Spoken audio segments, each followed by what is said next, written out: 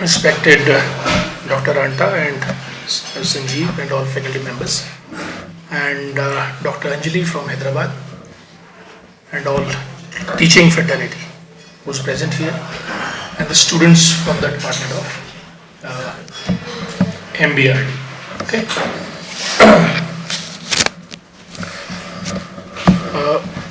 So this, I remember the day this workshop was started, and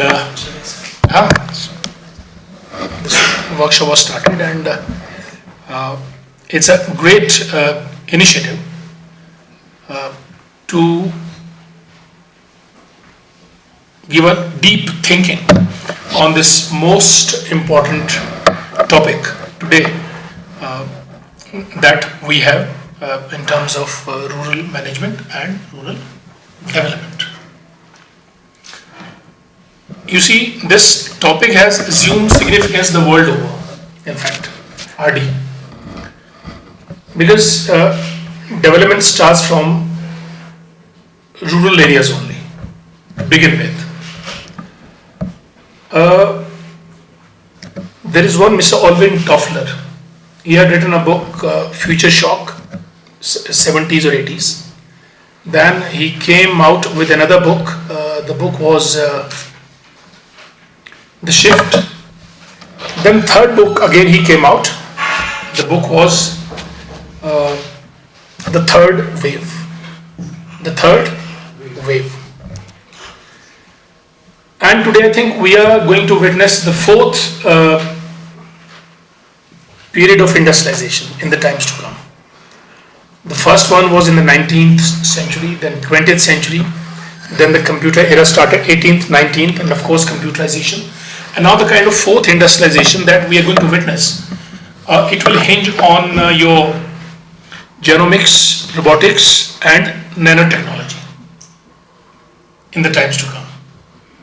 So in his book, Alvin Toffler came out with the kind of paradigm he had, that you see urban areas, they are becoming the factories to churn out things to be available in the rural areas. And again, he also predicted that in the times to come, urban areas will become crowded, choking, and sinking. And the plight of rural areas, if the direction is not properly maintained, so the rural areas, they will have to suffer a lot.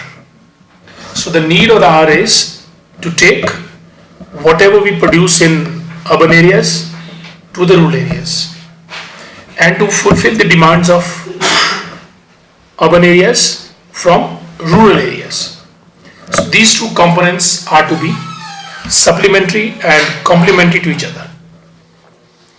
But he had a pessimistic view about the whole state of affairs in terms of health, in terms of education, in terms of sanitation, in terms of hygiene, and I think the same scene is staring us even today. We've been through many years into independence, after independence, since 47, it is 2018, but the number of poor is not declining at all, rather they are on the rise. They're increasing after every year. And India, the country like we have, the world's maximum poor, they live in India. People in terms of illiteracy. Because of a sheer size, we are a huge country. We are a country, and we can be called as a subcontinent as well. India, huge. In the days gone by, we used to stretch from Burma to Afghanistan and all areas, Pakistan, Bangladesh all together, making it a big subcontinent. Huge population. 1/6 of the human race. We live in India only. And still, we are a third world country. No matter the governments of the day or the previous governments, they have come from time to time with catchy slogans like Shiny India, India is progressing, the world power, like that. But if we go into the deeper into the whole scenario, somewhere we find the fault lines. And fault lines are truly existing, according to my opinion, in the rural sector only. You see, we used to be 90% in rural areas. 1910, 1920s. The rural chunk was around some 90%. Now it has come down to maybe 70, 72, 68, 75. No clear statistics. And today people are living in urban areas and rural areas together simultaneously because of ease of communication, ease of transportation. But the basic question that remains is whether are rural areas developing? Do they have potential to develop? Or should we make earnest efforts to develop them? And if at all we have to make all these efforts, in what fashion, in what mode can we do it? And if we are not able to do it, why we are failing in that? So these questions are to be addressed squarely. And I think that's the broader purpose of this workshop also. And of late, the emphasis, focus, it has gone on the rural areas. So that's why the MBA in RD has come up. People must have felt some need that we need to have some MBAs who are specialized in the nuances and techniques and syllabus of RD. And no country can become a great country ever if its rural core is not strong. And as I feel today, what's happening with us is villages are perishing as cities are choking. You take the case of any city or any urban areas, there's a chaos, clusters, and critical situations in terms of water facility, in terms of transportation. Crime is rising because when there is no order at all, so crime will rise. And people's emotional health is also suffering a lot because of this chaos. And when you cast your look in the rural side hinterlands, there's a peace, there's serenity, there's purity, there's a purpose, there's life, there is solace, there is contentment, all things together. But still, we human beings, because of our own predilections, desires, or some preferences, everybody wants to shift to the cities. Nobody wants to live in villages. As one grows up, then he shifts to cities. From Shimla to Chandigarh, from Delhi to New York, flying and flying. And tomorrow from New York to moon. It's a natural mindset of we human beings to shift, whereas we have been made by the God to be rooted at the place where we are born, in terms of weather conditions, in terms of seasons, in terms of our endurance level of our body also. But we shift to the cities. And once we start shifting to the cities, village, they become empty. And I think each one of you must be from a village. Each one is from village. Cities have been created. In India, the biggest contribution for creating cities was to the Britishers, who wanted all things together at one place. But with some certain population size, certain water supply quantity, and certain number of transportation to be available on roads. What we have done is we are flooding our cities from all around, making it difficult to breathe. Today's cities are unable to breathe. And there is no one to breathe in villages, the pure oxygen. They are being deserted. They are empty. People are not there. And if people are there, they are not productive. If people are there in the villages, they are not productive. And in the times to come, this case is going to become very dismal and what you call horrible, where we'll have to look at our villages from a distance. Who's not able to do anything, he's in a village. Whether you talk about youngsters, young generation, or the older ones, or women folk. So what's happening in the villages? in villages, they are deliberately finding this cause or that cause to leave the place and move towards cities to live in rented houses. And this fallout is you are giving up your agriculture. And once you give up your agriculture, then the whole village life crumbles or comes down and it remains no more meaningless. Because cities are the places where factories grow up. They churn out products for massive consumption. So that is the role of a city, where you have adequate supply chain management, you have better communication, you have availability of mechanics, workers, like that. And this whole scenario, I think somewhere the whole scenario is a result of industrialization only. And it has picked up the speed of late because of the tremendous winds of LPG flowing across the continents. Liberalization, privatization, globalization. And in Himachal, you see people from all village, we can give examples of this Himachal only. People are flocking towards your Baddi, Brotiwala, Nalagarh, Paonta Sahib, Kala Am, to this belt in search of greener pastures, because they are fed up with their village system. Because they don't have cows. If they have cows, they don't have grass. They don't have agriculture. In case they have agriculture, they don't have weather on their side. If they want to do something productive, they don't have labor with them. You can't fight. If at all you can do things with your own hands, that's fine. But if you can't, then you won't get labor. And without labor, nobody wants to mess up with the soil.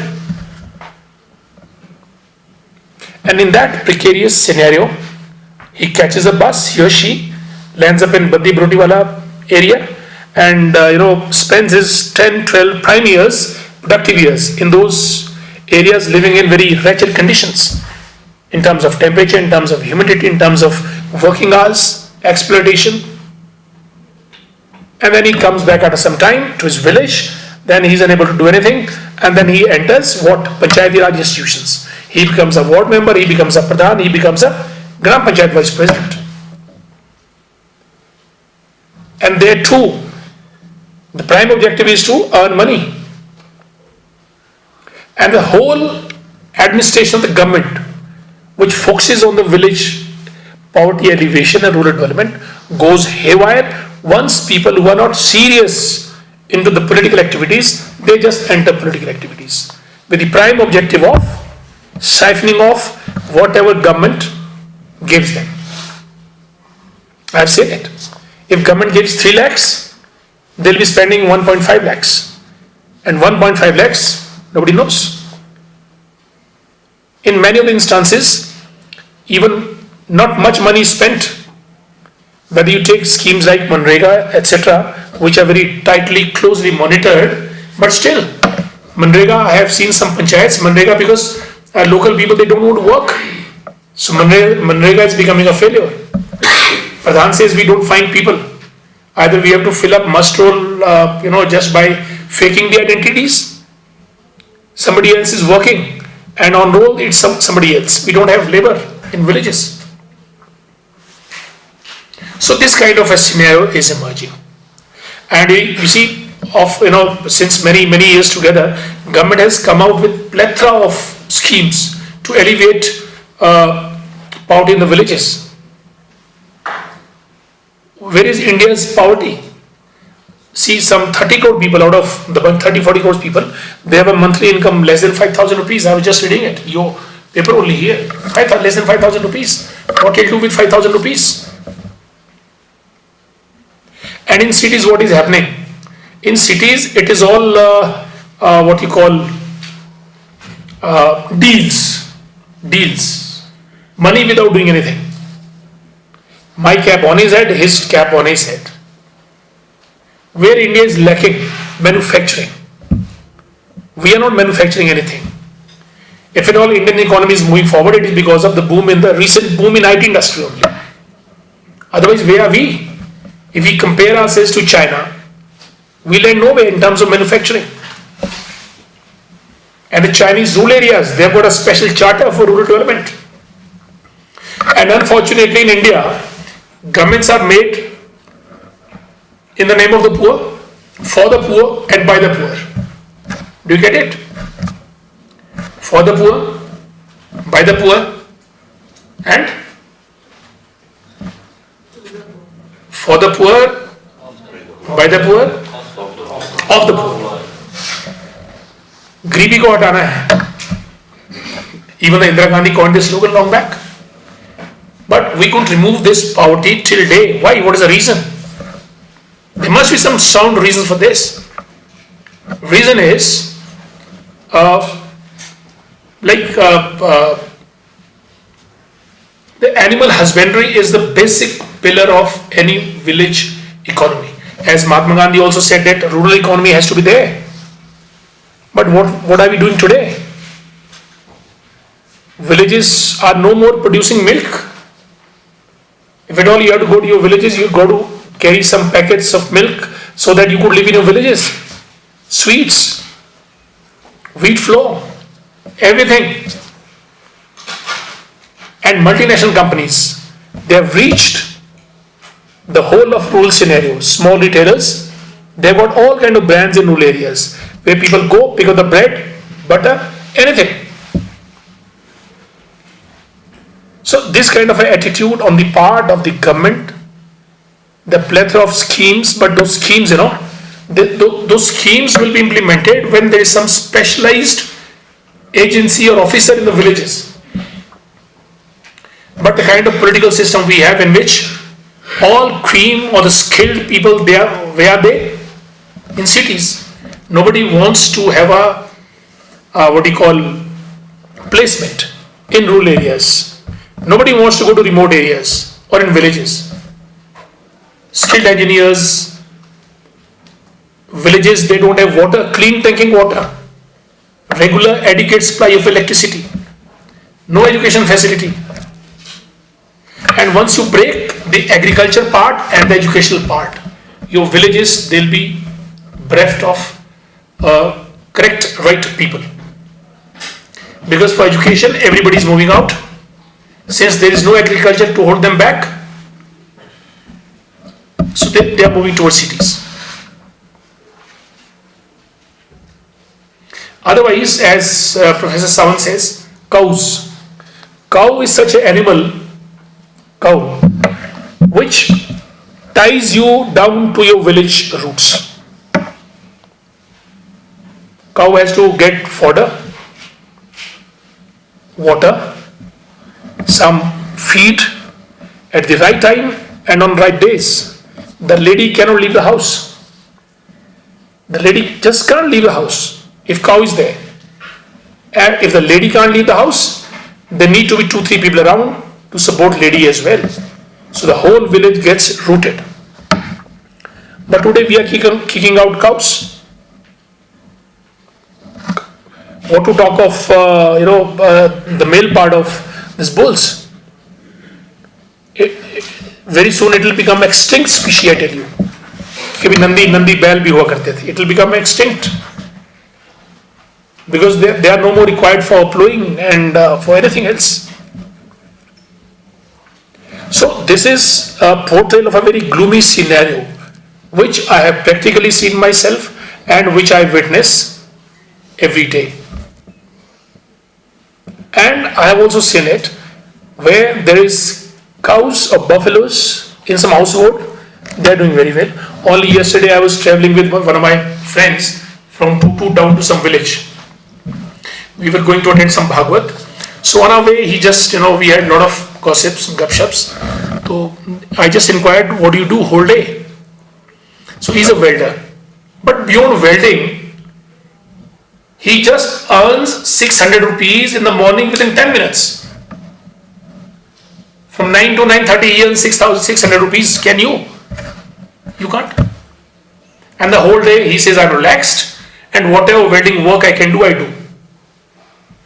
He's a farmer. He has 4 cows and his wife and himself. What do? They this spinach and the fenugreek, methi and palak. They grow this whole of the year. and his wife just picks out palak sham ko. Then he says that his job is to make bundles of them. I bring those fresh bundles, not many of them, as much as will be fresh and will be sellable in the market, only that quantity. I comes in the morning to Tutu, I have got 4-5 shops, to each one 100 rupees palak and methi, I get 500 rupees from them, 600, sometimes it goes to 800 rupees as well. And I just earn this. So when this money comes, profit comes, income comes, he will run away from Tutu towards his village, straight away, so that he grows more and more. And if he grows something more and more, then you see he'll be earning money on that, and the village will be lush green. There were monkey menace in his farmhouse also. Then he bought this air gun for his wife and taught her how to shoot it. Now she shoots the air gun. No monkeys comes near their village or home now, farms. It kept a dog also, so that monkeys can be scared off. And he feels, so I was seeing his level of happiness. And today what we have, our happiness index is going down and down. Why this happiness index is going down and down? Because we are no more manufacturing. Happiness lies in creativity. Like somebody shoots a photograph, he'll take pride in it. I have got a shot a very beautiful photograph. That is creation, that is production. We hardly grow. When we don't grow, then we don't grow at all in life. Growing is very, very important. And growth takes place in villages only. And if at all the cities are surviving, they are surviving because the raw material being provided by villages. Cities they don't have. What cities have? Technology. Cities have technology. But to move that technology, to churn that technology, we need raw material from villages. And if villages like, this milk chilling plant, one of the milk chilling plant nearby, it is in Tutu. Another is somewhere around Rampur, Kepu area. So to that Kepu area, whole of this Ani etc. block, people, they produce milk, they sell at 20 rupees, then chilled, processed, whatever it is, then it is sold at 40 rupees in the bigger market by the people who have those plants. So these kind of a market linkages got to be developed so that the produce in the villages becomes sellable.